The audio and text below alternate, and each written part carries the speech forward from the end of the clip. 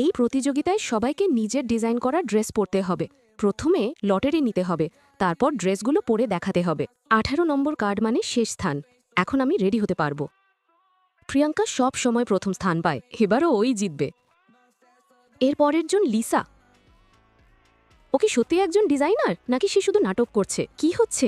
Lisa, এই বছরের design প্রতিযোগিতার থিম হলো গাউন। তাহলে তুমি কেন এইভাবে পোশাক পরে এসেছো? হয়তো সে কখনো গাউন পরেনি। ও মনে হয় কখনো গাউন পরেইনি, হয়তো জানেই না গাউন কেমন দেখতে। এসব কে বলেছে? আমার ড্রেস কেউ বদলে দিয়েছে। আমি শুধু জানতে চাইছিলাম কে এটা করেছে। যদি তুমি নিজে ডিজাইন করতে না পারো তাহলে করো না। কিন্তু স্যার, আমি এটা ঠিক করতে পারবো। তুমি এটা কিভাবে ঠিক করবে? আমার একটি সেলাই মেশিন, একটি ম্যাটেরিয়াল প্যাকেজ এবং 1 ঘন্টা দরকার। সবার সময় খুবই মূল্যবান, বিশেষ করে এখানে উপস্থিত বিচারকরা যারা সকলে বিভিন্ন কলেজে প্রফেসর। কিন্তু কেন তুমি মনে করছো সবাই তোমার জন্য তাদের 1 ঘন্টা সময় নষ্ট করতে রাজি হবে? আমি তোমাকে 1 ঘন্টা দিচ্ছি, যাও ওকে ওর প্রয়োজনীয় জিনিসের ব্যবস্থা করে